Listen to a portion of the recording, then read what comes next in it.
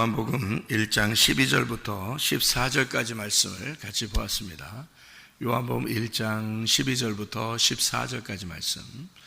여기 보면 12절에는 영접하는 자, 곧 그 이름을 믿는 자들에게는 예수요.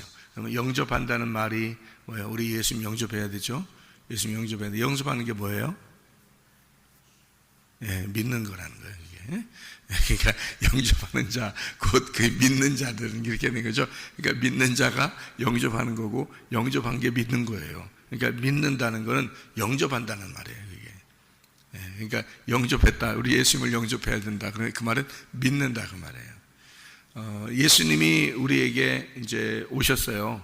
그게 믿음이에요, 믿음. 믿음이 왔다는 말이고, 그 믿음을 우리가 믿는다 그러면 그 영접한 거예요, 그게. 그 믿음을 영접했단 말이에요. 그러니까 믿음을 받아들이고 영접하니까 그 믿음이 내 속에서 살게 되죠. 그러니까 믿음이 내 속에서 살게 되니까 그 믿음이 내 속에 사는 것을 산다, 이렇게 믿는다 이러는 거예요. 그래서 여기서는 피스티오, 믿는다, 이렇게 된 겁니다. 영접하는 자, 곧 그름을 믿는 자. 그러니까 믿는 자라는 말, 믿는다 이 말이, 그 말은 이제 받아들였다 그 말이죠. 그러니까 내가 받아들인 거예요. 뭘 받아들였냐면 그 믿음을 내가 받아들였다. 그 믿음을 내가 영접했다. 그 믿음을 내가 믿었다 그 말이에요. 그거를 그 믿음이라는 예수님을 내가 믿었다. 그러면 그 영접한 거예요. 예수님을 믿음을 영접했다. 이렇게 된 겁니다. 그러니까 우리가 믿음과 믿는다라는 말이 함께 있어야, 그래야 그 믿음이 온전한 것이다, 이렇게 되는 거죠. 왜냐하면 그 믿음을 믿는다가 있을 때 그 믿음이 온전해졌다, 그 말은 내 속에 들어왔다 그 말이에요. 그러니까 우리가 막 온전한 믿음을 이렇게 가졌다, 막 열심히 하게 되었다, 진짜 흠없이 점도 없이 죄도 짓지 않고 다 잘하게 되었다, 이런 말이 아니에요. 온전해졌다는 그 말은 믿음이 내 속에 들어와서 온전케 되었다 그 말이에요. 그 말은 믿음이 내가 믿음으로써, 그 믿음이 내 속에 진짜 믿음이 되었다 그 말이죠. 그게 온전케 되는 거죠. 우리가 어떻게 온전해져요? 온전해질 수 없습니다. 어떻게 완전하고, 하나님이 완전한 것처럼 너희도 완전하라, 하나님이 온전한 것처럼 너희도 온전하라, 이런 말이 있네. 그렇게 우리가 어떻게 돼요? 그렇게 되는 게 아니라 그 믿음이 온전하신 분이에요. 그 믿음 자체가, 예수님이라는 그 믿음 자체가 온전하신 분인데, 그거를 내가 영접하면 되는 거예요. 그 믿음을 영접하는 게 믿는다가 되는 거거든요. 그 믿는다가 될 때 그 온전한 믿음이 들어오는 거죠. 그 온전한 믿음이라는 예수님이 들어오는 거란 말이에요. 그거를 영접했다, 믿는다. 그러니까 내가 믿는 겁니다. 우리가 영접하는 거예요. 우리가 믿는 거예요. 믿음이라는 자체는 하나님으로부터 온 거예요. 그거는요, 하나님으로부터 온 거예요. 믿는다는 내가 믿어야 되는 거예요. 그러니까 말씀이 여러분을 사랑합니다, 이렇게 하면 여러분이 새벽 예배에 나와서 말씀을 듣는다, 이게 이제 믿는다가 되는 거죠. 그러니까 말씀이 아무리 오늘 이 시간에 좋아도 여러분이 이제 그 말씀을 들을 때 그 말씀이 여러분 속에서 온전해지는 거죠. 말씀 자체는 믿음이라니까요. 그 말씀 자체는, 오늘 새벽에 있는 이 말씀 자체는 믿음이에요. 근데 내가 여기에 참석하고 그 말씀을 내가 받아들이고 그 말씀을 아멘하고 인정하고 이렇게 하는 걸 믿는다라고 해서, 그 믿음이라는 그 오늘 이 아침에 이 말씀이 내 속에 영접이 됐다는 말이에요. 들어왔다, 믿었다, 이래야 오늘 이 말씀이 의미가 있는 거죠. 그 의미는, 그 믿음이라는 말씀이 내 속에서 온전케 된 거죠. 그래서 믿음은 믿는다라는 행함이 없이는 그 믿음은 헛것이 된다는 거죠. 나라는 사람이 예수라는 믿음을 내가 믿을 때 그 믿음이라는 예수가 내 속에서 온전케 되는 거지, 내가 안 받아들이고 내가 영접하지 않고 예수를 거부하고 그 믿음이라는 것을 내가 받아들이지 않으면, 믿는다가 없으면 그 예수님이 이 땅에 오신 것은 다 헛것이죠. 나한테는. 그래서 내가 안 받아들였으니까 그 믿음이라는 그것은 내게는 헛것이 되는 거죠. 그래서 믿음은 행함이 없이는 믿음이 헛것이 된다, 이렇게 되는 거예요. 그래서 그 행함이라는 게 여러분 뭔 줄 알았어요? 열심히 일하는 줄 알았죠? 그거 아니에요. 그거를 믿는다, 영접한다, 받아들인다, 요 얘기예요. 그 믿음이라는 것을 내가 받아들이고 그것을 영접하고 그것을 믿는다가 될 때 그 믿음 자체가 온전해진다, 우리의 속에서. 이런 말입니다. 그러니까 물론 행함을 하나도 안 하는 건 아니죠.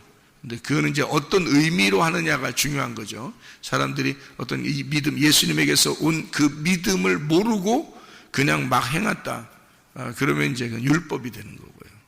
그죠? 육체가 되는 거고 율법이 되는 거고요. 믿음을 내가 진짜 온전하게 내 속에서 받아들였어요. 영접했어요. 그래서 속에 있는 그 믿음이 내 속에서 일하기 시작했어요. 그러면 뭘 해도 기쁘게 돼 있어요. 일을 해도 기쁘고, 봉사해도 기쁘고, 기도해도 기쁘고, 예배드려도 기쁘고, 성경을 봐도 기쁘고, 설교를 들어도 기쁘고, 찬양을 해도 기쁘고, 헌금을 내도 기쁘고, 다 기쁘게 돼 있어요. 예. 왜? 누가 한 거니까? 그 내가 받아들인 그 믿음이 하신 거잖아. 그분은 온전하신 분이거든요. 그런데 그분이 없는데 그냥 열심히 해보려고 하는 사람들은 육체, 율법이라고 그렇게 말하는 것이죠. 자기의 열심이죠. 종교성을 가진 거죠. 하나님을 믿는다라고 하는 게 그래서 두 종류가 있는 거예요. 내가 열심히 믿어 드리는 거하고 위에서 믿음이 내려온 거하고, 이렇게 두 종류가 있는 거예요. 그러니까 이것이 온전해지려면 위에서 내려온 믿음을 내가 믿는다로 받아들인다. 그러면 위에서 온 믿음과 내가 믿는다는 것이 일치가 되는 거죠. 하나가 되죠. 그러면은 온전한 믿음이 된다, 이렇게 생각을 하면 되겠습니다. 여기에 이제 말씀이 육신이 되었다, 이런 말이 있죠. 14절에 보면, 요한복음 1장 14절에 말씀이 육신이 되어 우리 가운데 거하심에, 그 거하심에라는 말이 무슨 말이냐면요, 스케이노라는 단어입니다. 이 스케이노라는 단어가 무슨 말이냐면요, 거주한다는 말이고, 산다는 말이에요. 거한다. 그리고 특별히 이 스케이노라는 단어는 뭐에서 쓴 거냐면 천막을 친다라는 단어에 쓴 거예요. 천막 친다, 그러니까 장막을 친다, 그 말이거든요. 그러니까 말씀이 육신에게 장막을 친다, 그런 말이거든요. 장막을 친다, 스케이노, 천막, 이게 스케노스에서 나온 단어고요. 임시 거주하는 그 천막, 이런 걸 얘기하는데요.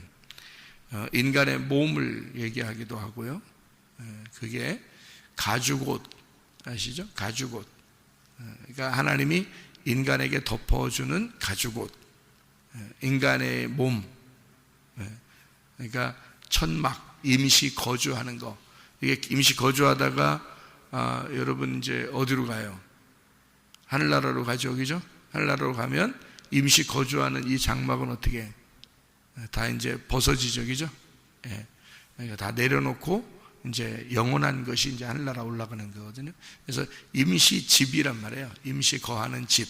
요거를 이제 스케이노라고 그러는 겁니다. 말씀이 육신이 되어라고 하는 말이 이제 그런 말이죠. 말씀이 육신이 돼서 우리 가운데 거하셨다. 그러니까 말씀이 육신이 돼서 오신 분이 누구예요? 예수님이에요. 예수님이 임시 거주하기 위해서 이 땅에 내려왔다는 거거든요. 그러니까 이 땅에 내려와서 우리에게 천막을 쳤다는 거예요. 그러니까 말씀이 육신이 돼서 우리 가운데 와서 거했다, 이렇게 천막을 쳤다, 그 말이에요. 그 천막 친 게 성경에 어디 나오죠? 천막 친 게. 예? 천막 친 게 어디 성경에 나오죠, 어디? 광야의 성막이에요. 그게 천막이죠. 성막이 천막입니다. 예. 그러니까 광야의 성막이 원래는 누가 가르쳐줘서 그거를 만들었죠?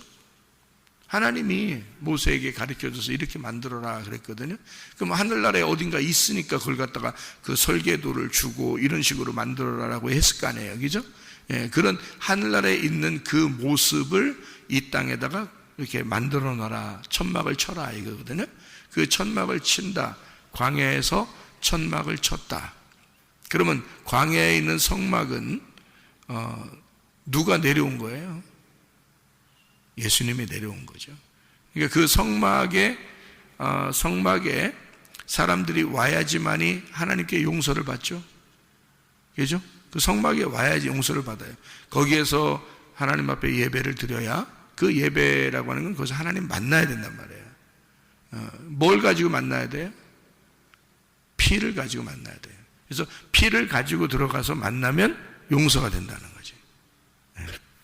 그러면 피는 어떻게 해야지 피가 나와요? 죽어야지 나오는 거야. 그러면은 광야에 천막을 쳤을 때, 그 성막을 쳤을 때도 결국에는 그게 뭐 하러 왔다는 걸 얘기하는 거예요? 뭐 때문에 그게 존재한다는 거예요? 그 성막이? 죽음.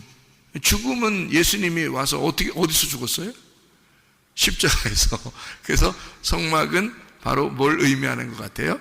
말씀이 육신이 돼서 이 땅에 거하셔, 임시 거주가 해서 성막을 쳐놓고 우리에게 거하셔서 거기서 뭐 하겠다는 거예요? 예, 십자가를 지시고 피를 흘리겠다. 그러면 누구를 만날 수 있다는 거예요? 아버지 하나님을 만날 수 있다는 거예요. 그래서 그 피를 가지고 와.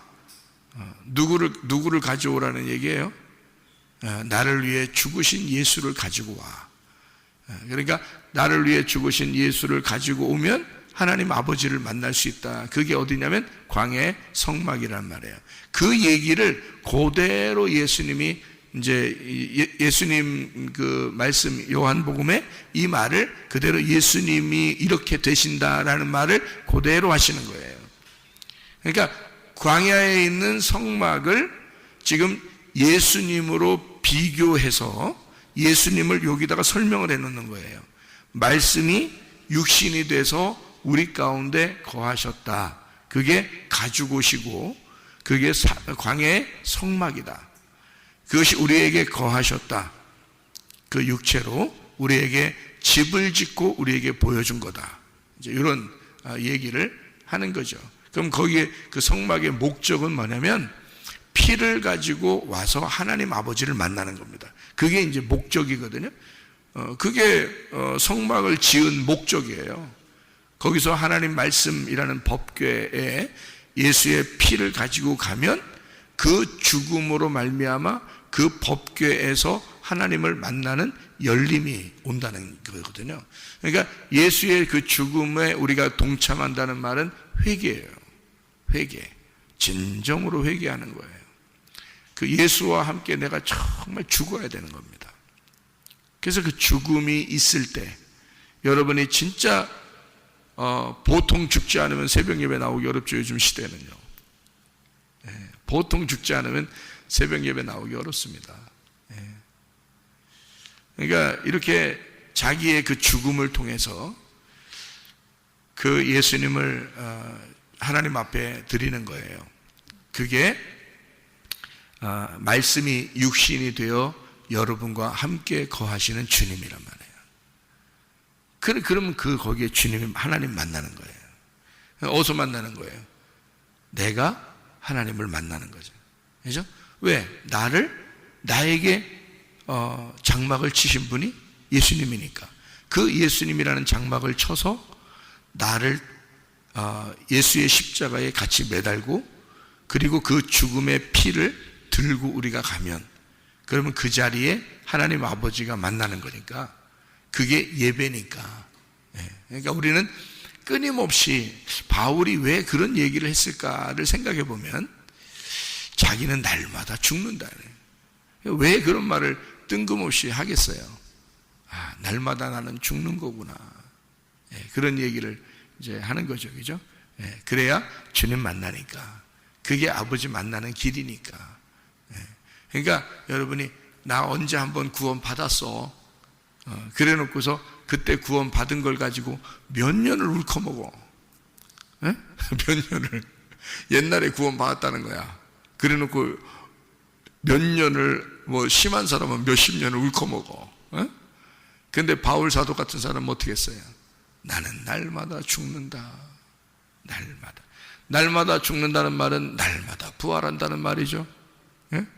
나는 날마다 부활한다, 그 말이야. 그러니까 날마다 죽는다는 말은 날마다 산다, 그 말이고요. 그러니까 그 바울이 그런 식으로 얘기를 한 것은 날마다 주님 만난다, 그 말이에요. 날마다 그 말씀 안에서 내가 주님 만난다. 날마다 나를 죽이고, 날마다 주님이 내 속에서 부활하여 나는 주님 앞에 예배한다. 나는 날마다 예수님 만난다. 이런 얘기거든. 근데 사람들이 그냥 구원 한번 받았다고 그러면 그냥 생활은 어떻게 하든지 말든지 자기는 구원 받았다는 거예요. 그냥 예수님 믿었다는 거예요. 한 번 믿은 거예요. 언제? 옛날에 그거 가지고 그냥 막 울컥먹어 죽을 때까지. 그런 거 아닙니다. 날마다 우리가 그 말씀이 내게 거주하여 나에게 장막을 쳐야 됩니다. 날마다 장막을 쳐야 되면 내가 어떻게 아버지 하나님을 만날 수 있을까를 생각해 봐야죠.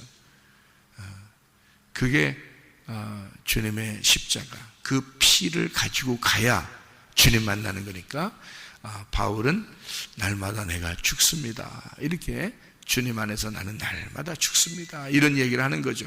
얼마나 우리에게 그 합당한 말입니까? 그 참 복음이죠. 진실로 복음입니다. 자, 여기에 이제 요한복음 1장에 이렇게 보면 말이에요. 참 복음이 나와요. 말씀, 생명, 빛, 진리, 어린 양이라는 그 내용이 요한복음 1장에 있는 이런 내용인데요. 여러분, 여기에 그 하나님이 우리를 만날 때 어떤 현상이 벌어진다고 그래요? 하나님이 우리를 만나면 어떤 현상이 벌어져요? 말씀이 육신으로 오면 어떤 현상이 벌어져요? 그럼 육신은 반드시 어떻게 돼야 돼? 죽어야 되죠. 육신은 심판을 받고 말씀은 부활해야 되네요. 그죠? 그래서 육신이 심판을 받아 죽으면 뭘로 부활해요? 그리스도의 몸으로 부활하는 거죠. 그리스도의 몸으로. 그러니까 육신은 죽고 몸은 부활한다. 이거 뭔지 아시죠? 육신은 사르크스라고 그러고 몸은 소마라 그래요. 단어를 이게 분리해서 쓴 것은 일부러 육신이 죽어야 된다는 것을 의미하는 얘기고요. 그리고 몸이라고 하는 것은 새로 태어나는 몸을 얘기하는 겁니다. 그리스도의 몸을 설명하려고. 그래서 성전된 너희가 성전인 몸이다 할 때 그리스도의 몸이다, 성전이 되었다, 새로운 피조물이 돼서 새로운 몸이 되었다 할 때는 소마라고 쓰는 거예요. 그리고 이렇게 오늘 여기 요한복음 1장 14절에 있는 말씀처럼 말씀이 육신이 되었다 할 때는 육신, 사르크스라고 쓰는 거죠. 왜냐하면 말씀이 죽으러 오셨다고 얘기하기 때문에 그렇습니다. 주님의 그 몸을 가지고 왔을 때는 그가 죄가 있어서가 아니라 나 때문에 육신에게 거하기 위해서 그 육신의 죄를 가지고 왔다 할 때 사르크스라고 쓰기 위해서 이렇게 말씀이 육신으로 왔다라고 일부러 이런 식으로 쓰는 거예요. 성경을 구분하기 위해서. 그러니까 말씀과 육신은 뭐예요? 반대잖아요. 반대. 이 반대인데 육신이라는 단어가 사르크스, 헬라어로는 사르크스인데 히브리어로는 무슨 단어라고 했어요? 바사르라고 그랬죠. 바사르라는 단어는 어떤 의미로 쓰인다고 했어요? 두 가지 의미로 쓰인다고 했어요. 바사르라는 의미는 하나는 살덩어리, 이렇게 살덩어리를 말할 때 바사르라고 얘기하고요. 또 하나는 복음을 얘기할 때 복음, 그러니까 너희에게 전한 그 복음 이렇게 얘기할 때는 바사르 이렇게 얘기를 해요. 그러니까 바사르라는 단어가 사르크스라는 단어인데요. 그게 바사르에서 사르크스가 온 거예요. 히브리어가 먼저니까. 히브리어가 이제 구약에 있는 바사르라는 단어가 육신이라는 단어인데요. 그게 하나는 살덩어리라는 단어고 하나는 복음이라는 단어가 있죠. 그래서 살덩어리라는 이 살덩어리가 죽으면 복음이 된다는 겁니다. 그러니까 육체가 죽으면 복음이 되는 거예요, 우리한테. 그래서 일부러 바사르라는 단어를 두 개의 내용으로 쓴 거예요. 두 개의 내용으로, 하나는 육체, 하나는 복음, 이렇게 쓴 거예요. 바사르, 이렇게.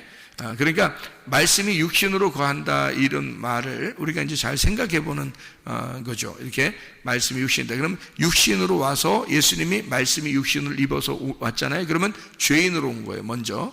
그리고 그것이 우리에게는 뭐가 된다? 복음이 된다는 거죠. 그죠? 예, 그 말이 우리에게는 복음이 돼. 만약에 예수님이 말씀이 육신으로 안 오면 어떻게 돼요? 복음이 안 되죠, 우리한테. 그게 우리한테는 기쁜 소식이란 말이에요.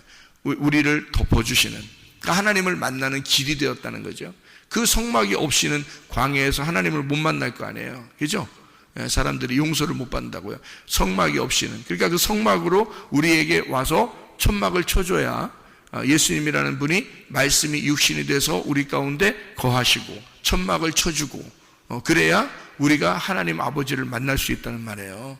그죠? 그래서 그 육신은 죄로 오셨지만, 죄인의 몸을 가지고 이렇게 이 땅에 오셨지만, 그러나 그 예수님이 우리에게 그 육체로 오신 것이 우리에게는 복음이 된다, 이렇게 이야기할 수가 있는 거죠.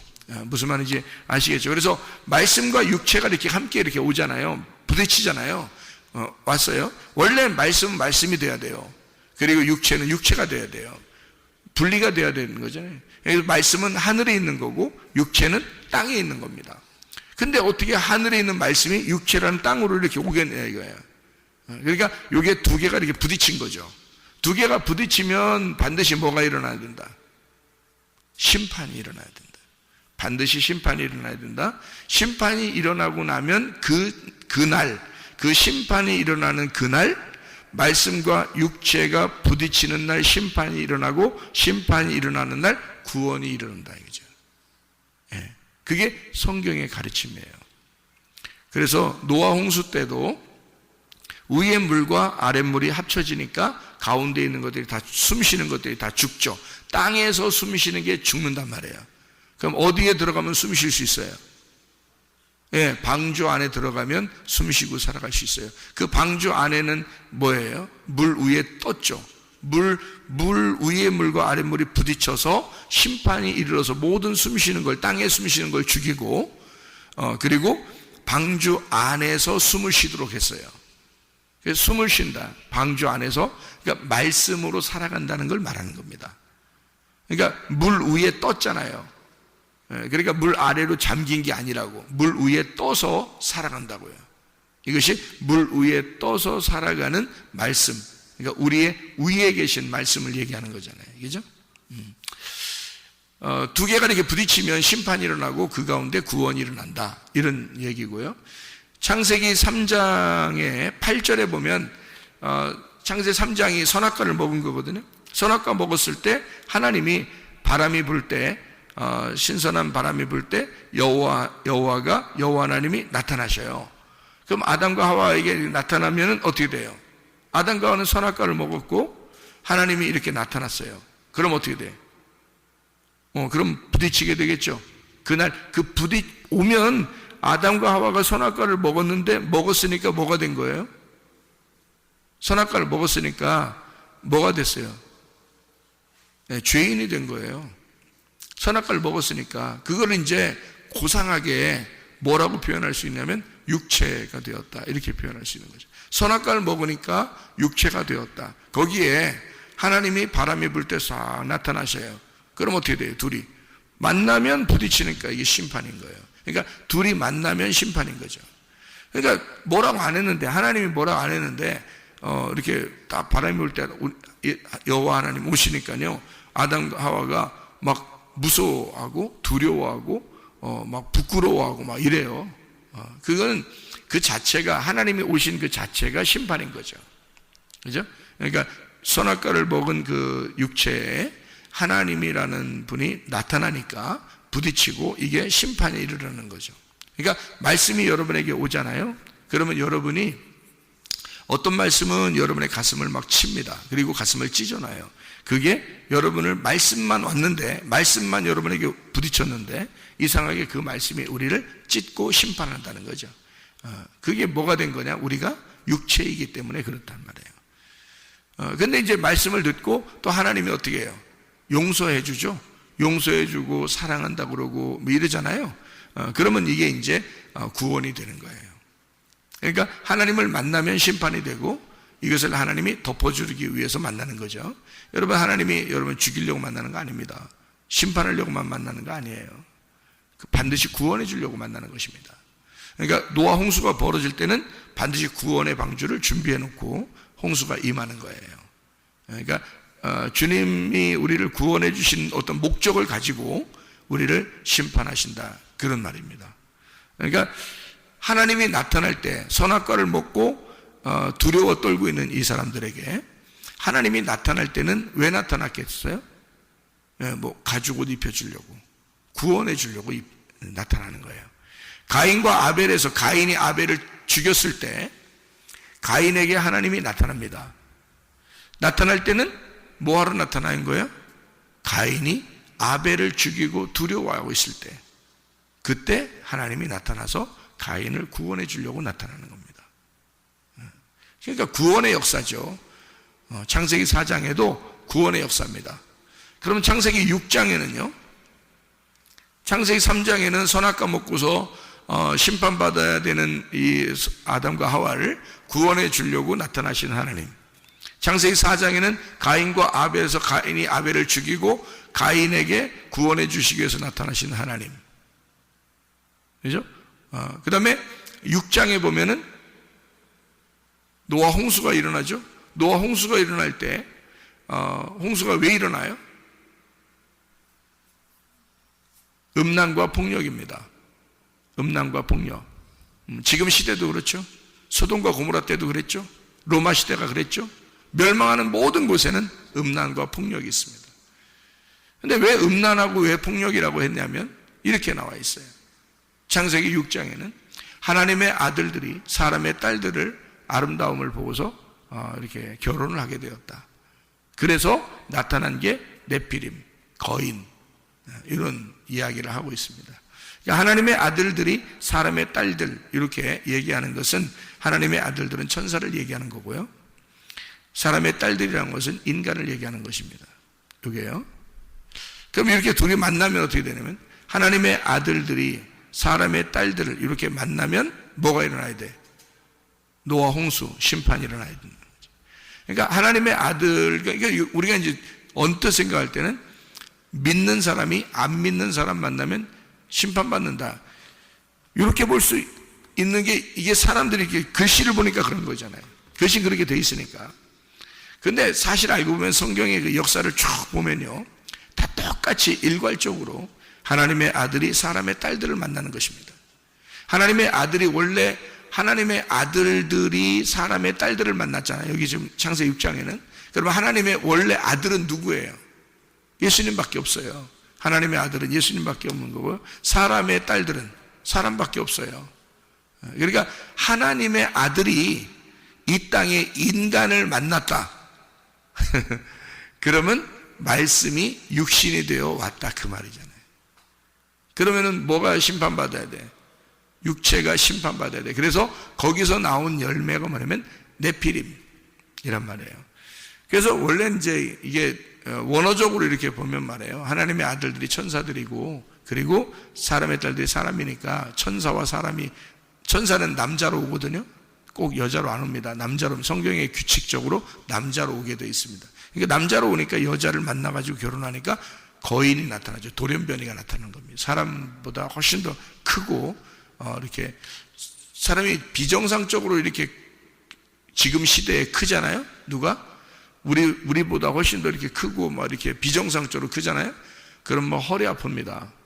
그런 사람들은 허리 아프고 잘 뛰지도 못하고 어디가 비정상적으로 이렇게 자라나고 있기 때문에 이렇게 움직임이 더뎌요.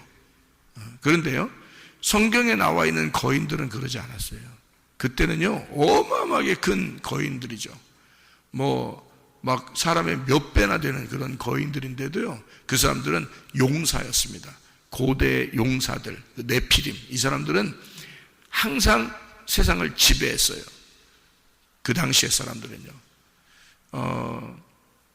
그래서 모세가 이스라엘 백성들을 끌고 나올 때, 그때도 이미 거인들은 세상의 왕으로서 지배하고 있었고요. 그때 당시에 침대가 막 몇 미터였다, 막 이런 거 다 나오고 그러잖아요, 그죠? 그게 그 거인들이 어마어마하게 있었다는 얘기를 하는데, 그 사람들이 막 뛰는 것도 굉장하죠. 그리고 그들의 움직임은 굉장히 빠르고, 그리고 거인이고 힘도 있고 그만큼 빠른 사람들이거든요. 요즘 이렇게 키 크고 비정상적으로 키 크고 이런 거 아니에요. 그 정도가 아니에요. 가나안 땅 근처에만 이런 거인들이 주로 있었습니다. 왜 그러냐면 그 가나안 땅 근처가 하나님이 지시한 땅이기 때문에 하나님의 아들들이 사람의 딸들과 만나는 장소가 거기란 말이에요. 그래서 그쪽 근처에 이렇게 있었던 거죠. 에덴 동산을 회복하기 위해서 그들이. 그러니까 그게 육체인 거죠. 육체. 땅의 에덴 동산을 회복하려고 그들이 이 땅에 내려온 천사들이다, 이런 얘기들로 신학적으로도 얘기하고 그러거든요. 이게, 그런데 우리는 이제 이거를 성경을 일괄적으로 쭉 봐야 되잖아요. 그러다 보니까 이게 하나님의 아들들과 사람의 딸들, 이렇게 이야기하는, 하나님의 아들은 한 분밖에 없어요, 예수님. 그리고 그를 따르는 자들을 하나님의 아들들이라고 이렇게 말할 수 있거든요. 그러니까 사람은 또 사람은 인간이잖아요. 사람은 땅에서 나온 거죠. 땅에서 나온 거고 이것의 딸들이다, 이렇게 하는 거죠. 그러니까 여기 이 말은 무슨 말이냐면요, 하나님의 아들은 예수님이고요, 사람의 딸들은 우리 인간이란 말이에요. 그죠? 근데 사람은 인간인데 하나님의 아들이 인간을 만나는 거, 이게 하나님의 아들이 사람을 만났다, 이게 하나님의 아들이 사람을 취했다, 이거예요. 말씀이 육신이 됐다, 이게 그 말이잖아요. 그죠? 말씀이 육신이 되었다. 그럴 수 있어요? 불가능하죠. 불가능한 걸 예수님이 이 땅에 내려온 자체가 말씀이 육신이 된 거란 말이에요. 그러니까 이건 불가능한 거예요. 그걸 했단 말이에요. 자, 하나님의 아들이 사람을 취해서 결혼할 수 있어요? 못하는 거예요. 하나님의 아들은 하나님 나라에 사는 거고 사람은 땅에서 사는 거거든요. 근데 어떻게 이 둘이 만나서 결혼합니까? 만날 수 없는 거거든요. 그래서 이거를 뭐라고 표현하려고 이 성경에 쓴 거냐면, 노아 홍수가 왜 일어났느냐, 하나님의 아들들이 사람의 딸들을 취하여, 이 말은 아들들과 딸들을 뭐라고 표현하려고 했던가 하면 말씀들이라고 표현하려고 했던 거예요. 말씀들. 자, 보세요. 잘 생각해 보세요. 하나님의 아들들이다 그러면 어떤 말씀을 얘기하는 걸까요? 예, 하나님이 우리에게 주시는 복음의 말씀들을 얘기하는 거예요. 진리의 말씀들을. 그러면 사람의 딸들이라는 건요, 예, 육체의 말씀들을 얘기하는 거예요. 율법의 말씀들. 그럼 보세요. 이 둘이 만나면 이게 안 맞죠? 부딪힌단 말이에요. 육체니까 말씀과 육체가 만나면 부딪히는 거죠. 누구 하나는 죽어야 돼. 그죠? 그게 심판이야. 그러니까 요거를 분리시키는 게 심판이란 말이에요. 무슨 말인지 알겠어요? 자, 땅에서 숨쉬는 자들을 죽이고 방주 안에서 숨쉬는 사람을 살리는 거죠. 요거를 이렇게 분리해 놓는 거, 요걸 뭐라 그래? 심판이라 그래. 이게 노아 홍수예요. 이게 심판, 나누는 겁니다. 그러면 창세기 6장에서도 이렇게 나누려고 한 거죠. 진리의 말씀이 있는 거고 세상에 땅의 말씀이 있는 것이다. 그럼 요거를 갖다가 나눈다, 이 말이야. 말씀과 육체를 나눈다. 근데 이 둘이 결혼하게 되면 심판받게 된다. 그래서 노아 홍수라는 게 왜 일어났느냐? 하나님의 아들들과 사람의 딸들이 함께 하나가 되니까 심판을 받는다. 자, 우리 속에서 하나님의 말씀과 내 말이 섞이면 어떻게 돼요? 심판을 받게 되겠죠. 한쪽이, 그죠? 그래서 다 무너져 내려야 돼요. 무너져 내리고 네피림이라는 육체가 무너져 내리고 하나님의 아들이라는 진리의 말씀이 새로 서야 된단 말이에요. 그것이 일어난 장소가 어디냐면 창세기 11장 바벨탑입니다. 바벨탑에 사람들이 밑에서 쭉 올라가죠. 왜? 자기들 땅의 언어가 하나였기 때문에 그렇습니다. 땅의 언어가 하나이니까 쭉 올라가, 자기들끼리 모여서 쭉 올라가죠. 하나님을 섬긴다고 자기들 나름대로는 사람의 그 말들이 하나니까 쭉 올라가는데 하나님의 말씀이 내려온단 말이에요. 하나님 말씀이 내려오니까 얘들 뭐하냐 하고 내려오니까 둘이 만나죠. 어느 지점에서 만나니까 이 바벨탑이 어떻게 돼요? 와르르 무너진단 말이죠. 그게 바벨이라는 거예요. 둘이 섞였다 무너졌다. 이게 심판인 거죠. 그러니까 말씀이 두 개가 섞이면 하나가 무너지는 거예요. 그거를 이제 리브가는 뱃속에 두 아들이 있어. 쌍둥이가 이걸 두 민족이다, 두 국민이다, 에서와 야곱이다. 한쪽 말씀이 반드시 승리하게 될 것이다. 이거를 리브가가 계시로 알게 된 거죠. 그게 이제 하나님의 말씀, 진리의 말씀이 승리하게 될 것이다. 한쪽의 말씀이 무너진다라는 것을 얘기하는 거죠. 자, 이게 요한복음 1장 14절의 내용입니다. 무슨 말인지 아시겠어요? 예, 요한복음 1장 14절의 내용. 그래서 요거를 우리는 볼 때 말씀이 육체로 오셨다 이렇게 말하니까, 육체라니까 여러분이 죄인 이렇게 생각하지만요, 성경은 다 어떤 의미를 썼다 그랬어요? 성경은 두 종류로 썼다 그랬어요. 두 종류. 성경 기죠? 다 두 종류. 그래서 어떤 종류로 쓴 거예요? 선악과와 생명나무예요. 그러면 하나는 뭐를 의미하냐면 죄와 사망의 법, 하나는 생명의 성령의 법. 그러면 말씀이 육신으로 왔다는 말은 이게 둘이 안 맞는 건데 이렇게 온 거죠. 그러면 죄와 사망의 법에 생명의 성령의 법이 온 거죠. 그러면 육체를 가지고 이 땅에서 나온 사람들이 있어요. 애굽에서 탈출하여 나온 사람들, 이게 육체를 가지고 있는 말씀을 받은 자들이죠. 말씀을 받았는데 육체를 가지고 나왔어. 그러니까 어디서 멸망해야 돼? 광야에서 멸망해야 되는 거야. 애굽에서는 멸망하는 게 아니야. 무슨 말인지 알겠죠? 그러니까 거기서 유전과 전통을 통해서 가지고 있던 말씀들을 광야에 나와서 하나님의 말씀을 만나서 자기들의 말과 하나님의 말이 부딪히는 거야. 광야에서. 무슨 말인지 알겠죠? 그러니까 광야에서 심판을 받아. 근데 여기서 이제 우리 애굽으로 돌아가지 않은 사람들만 다 죽습니다. 왜냐하면 그쪽으로 다시 돌아가자. 그러면 하나님의 말씀과 육체가 부딪히는 장소가 광야고요. 부딪혔더니 뭐가 깨지는 거야? 육체가 깨지는 거야.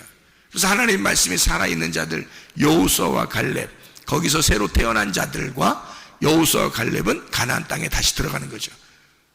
그게 부활하여 들어가는 것입니다. 그래서 요단강을 건너가는 거예요. 여기. 자, 무슨 말인지 아시겠죠?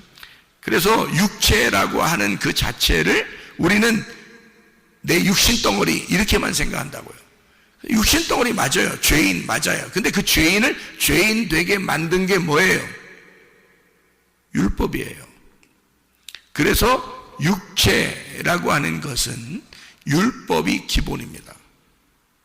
율법이. 그러니까 누가 우리를 정죄하는 거예요? 모세가. 그러면 누가 우리를 은혜를 베풀고 진리 가운데 우리를 구원하나요? 예수님이. 그래서 모세는 우리를 정죄하고 예수님은 우리에게 은혜를 베푸신다. 그게 요한복음 1장 17절 말씀이에요. 봐보세요. 율법은 모세로 말미암아 주어진 것이요 은혜와 진리는 예수 그리스도로 말미암아 온 것이다. 이게 뭐하고 연결되는 거라고요? 말씀이 육신이 되어서 오셨다라고 하는 요한복음 1장 14절의 말씀과 연결되는 거죠. 그래서 모세와 예수님을 비교하는 것인데, 말씀이 육신이 돼서 오셨는데 그것이 광야에 장막을 쳤다. 우리가 보니까 예수 그리스도는 은혜와 진리가 충만하시더라, 그 말입니다. 그러니까 모세는 어떻다는 거예요? 은혜와 진리가 충만한 게 아니라 율법이 충만한 거죠. 그죠? 그것은 광야에서 죽는 거고, 예수 그리스도가 우리를 은혜와 진리로 요단강을 건너 데리고 들어가는 것이죠. 여러분, 우리는 어떤 사람들은 땅에서 위로 올라가는, 아직도 신앙생활이 땅에서 위로 올라가는 율법적인 신앙, 종교적인 신앙, 자기의 유전과 전통, 나 이렇게 배웠어, 나 이렇게 하래, 교회 가니까 그렇게 하래 라고 하면서 그렇게 자기들이 가지고 있는 지식, 자기가 가지고 있는 종교적인 행위를 통해서 하나님 앞에 나아가려고 하는 여전히 육체적인, 여전히 율법적인 삶을 살아간다는 겁니다. 그런 신앙생활하는 사람들이 얼마나 많은지 몰라요. 그러나 우리가 그런 사람들에게는 반드시 하나님의 말씀을 만나야 돼요. 하나님 말씀을 만나서 자기가 깨어질 때, 그때 자기가 부서지는 그곳에 하나님의 말씀이 살아계시고 그때 구원이 일어나는 것이다, 그 말이죠. 여러분, 그리스도 예수와 함께 은혜와 진리 가운데 사시면서 주님과 동행하다가 주님 만나기를 바랍니다. 아멘. 기도하겠습니다.